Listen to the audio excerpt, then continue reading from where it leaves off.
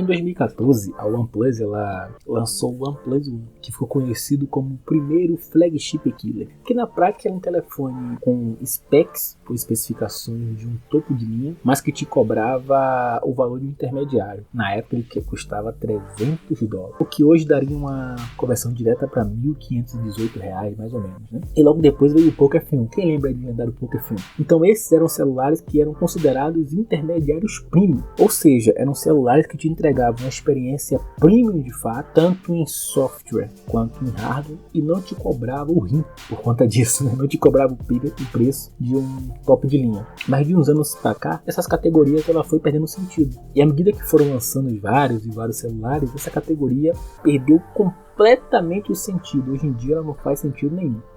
E o primeiro ponto é o posicionamento. Teoricamente era para ser intermediário comum, intermediário premium, topo de linha. É simples. O intermediário é o primeiro, é o celular de entrada. O intermediário premium ele fica entre o topo de linha e o intermediário comum. Na prática, ele vai te entregar um hardware e um software mais equilibrado e vai te cobrar um valor justo, um valor sensato em relação ao que ele entrega. E sua expectativa vai ser alinhada com o que você está comprando. Só que na realidade, virou uma salada de smartphones desequilibrados e capados. Veja alguns exemplos. Poco X8 Pro Max é um telefone estupidamente potente, mas que todo o resto dele é fraco. S25 FE é um telefone equilibrado, mas que tem uma bateria ruim e um chip um pouco capado em relação aos seus irmãos maiores. Realme 16 Pro Plus é um intermediário com a câmera incrível, mas o processador é um intermediáriozão. Edge 70 Pro, ele é talvez o mais equilibrado aqui da lista, só que ele custa o mesmo que um S26, então na prática não faz sentido comprar ele. Então você percebe como ficou confuso comprar um telefone intermediário hoje, porque você não sabe exatamente se ele é intermediário, se ele é top de linha, mas o que você sabe é que ele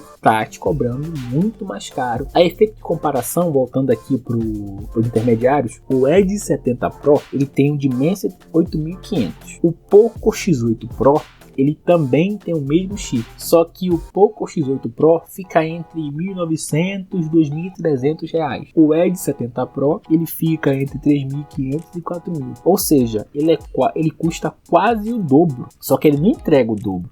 É verdade que ele entrega uma construção um pouco melhor, é verdade que ele entrega uma experiência geral melhor, uma câmera melhor também, mas o dobro não faz nenhum sentido. E quando você olha para o Realme 16 Pro Plus, que tá tendo várias reviews aí falando que ele não faz sentido pelo preço, porque ele é incrível, ele tem uma câmera de zoom incrível e aquela coisa toda que a gente já sabe como é que é, ele custa o mesmo que o Edge 70 Pro. Mas volto a dizer, o Realme 16 Pro Plus tem um chip inferior ao Poco X8 Pro e também custa quase o dobro. Dessa vez a conversa é pior, porque ele é pior em desempenho, mas ele está custando muito mais, porque ele entrega uma câmera um pouco melhor. Não faz o menor sentido. Se ele fosse R$500 mais caro, talvez fizesse um pouco de sentido. Ele está te proporcionando uma experiência de fotografia melhor, mas você está me dizendo que o Realme 16 Pro Plus é 2 vezes melhor em foto do que um Xiaomi Poco X8 Pro? Isso eu duvido bastante. E é daí que vem a confusão, porque no fim das contas, esse termo intermediário premium se dividiu em duas subcategorias que perdem completamente o sentido. A primeira é o flagship killer, que mata a si mesmo. Vamos voltar para o Poco X8 Pro Max. Ele é um dos celulares mais potentes da categoria. Até R$3.500 não existe celular mais potente do que ele. Pode procurar. Porém, ele é fraco em todo o resto. A câmera dele não é boa.